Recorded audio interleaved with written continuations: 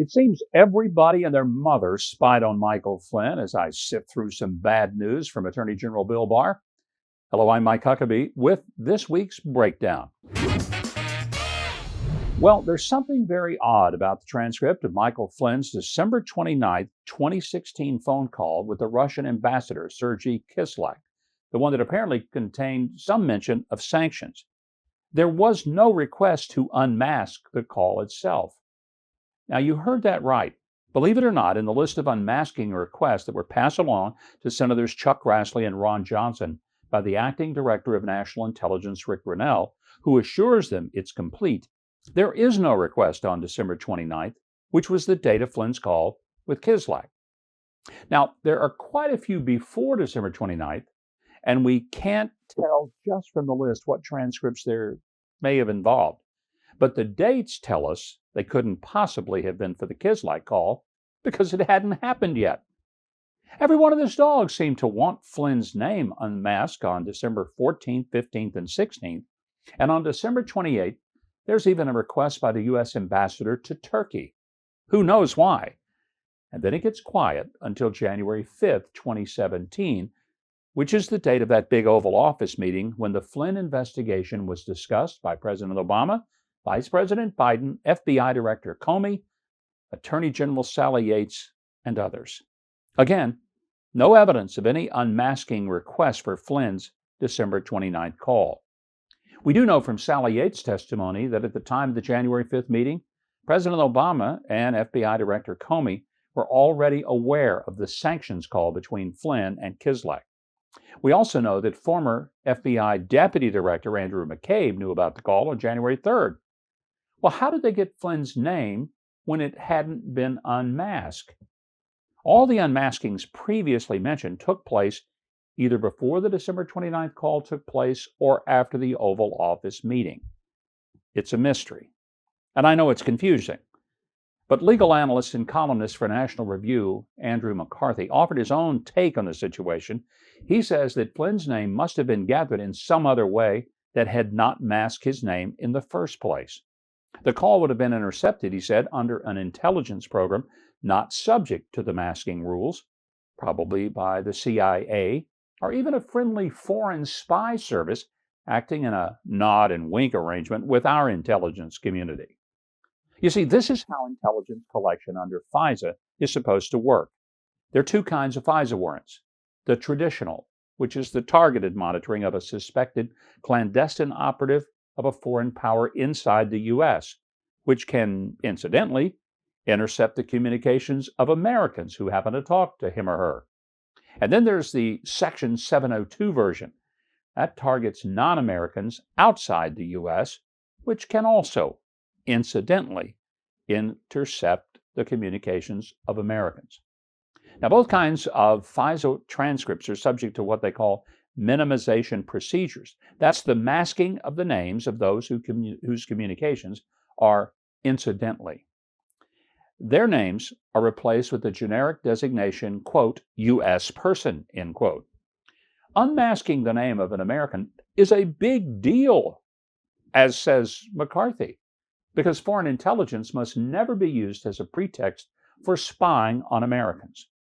Of course, I'm going to wait for you to finish laughing before I move on. It's been assumed that Kislyak was routinely subjected to traditional FISA monitoring and perhaps 702 monitoring when he was abroad. Both of those would have called for Flynn's name to be masked. McCarthy postulates that for this phone call, Flynn was being spied on by the CIA, not subject to FISA law because its intelligence operations are conducted outside the United States. Well, guess what? Flynn wasn't in the United States on December 29th. He was in the Dominican Republic for a brief vacation. Now, we don't know where Kislyak was, but it's very likely he was in Russia. McCarthy makes a compelling case, consistent with claims that he made in his book, Ball of Collusion, that Flynn was being monitored either directly by the CIA or by a friendly foreign intelligence service. He makes it clear that, yes, all the unmasking that was done on Flynn was truly scandalous, but that now we're seeing another dirty layer of spying and sabotage that was thrown at Trump's campaign and the incoming administration. And regarding the CIA spying on Flynn, McCarthy isn't the only one who's come to this conclusion. Appearing on Tucker Carlson tonight, former acting U.S. Attorney General Matt Whitaker had this to say. Because he was not unmasked, there was no request from the time of that phone call on December 29th until really the White House meeting on January 5th, when ultimately the White House Chief of Staff requested unmasking of General Flynn.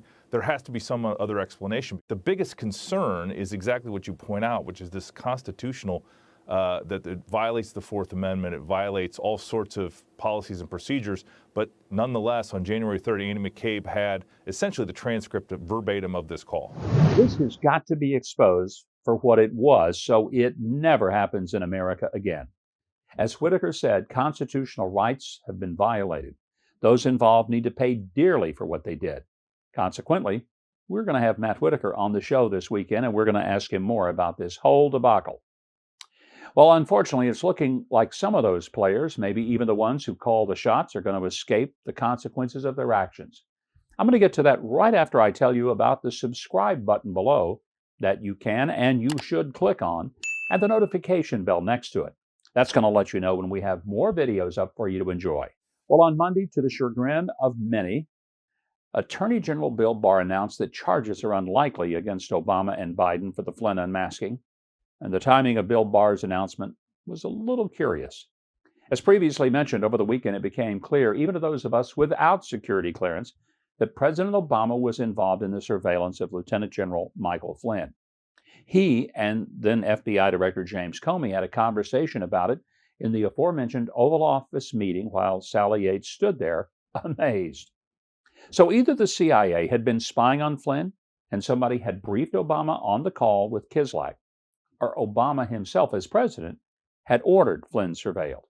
Inspector General Michael Horowitz has testified there was no FISA warrant on Flynn, so really, what is left?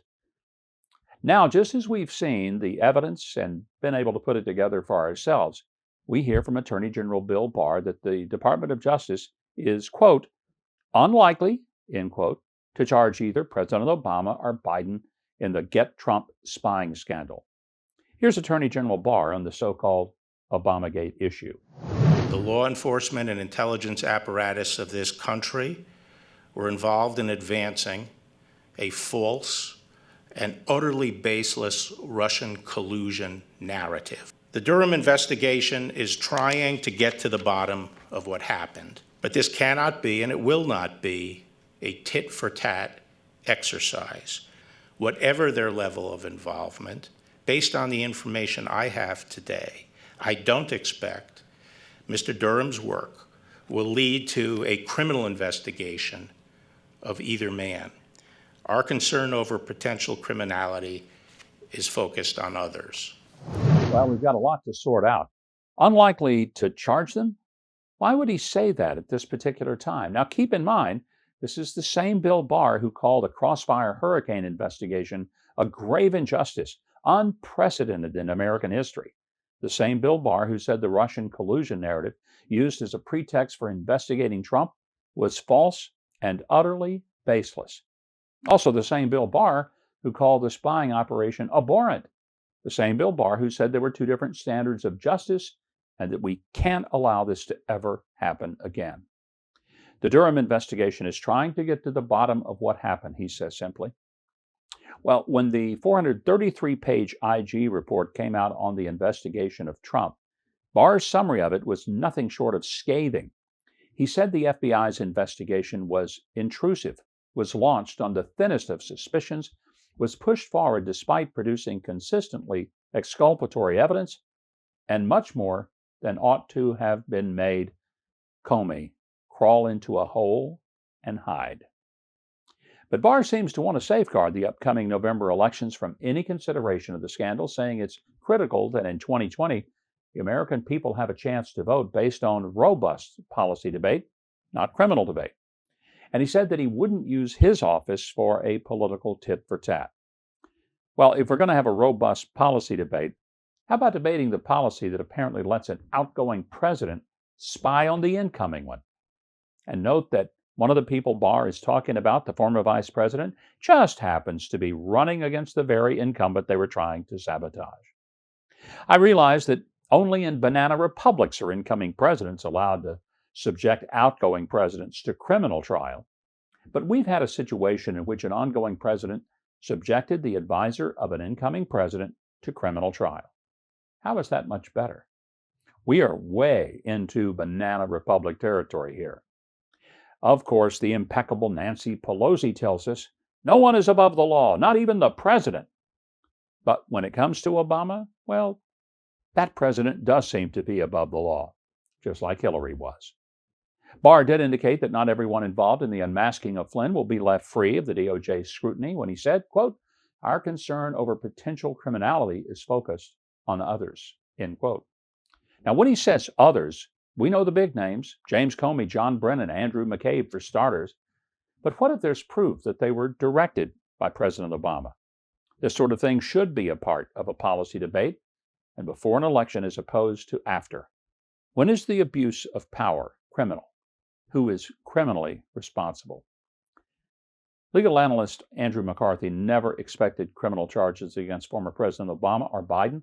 He noted in recent weeks that Barr had said that the subjects of the Durham investigation were not candidates for public office.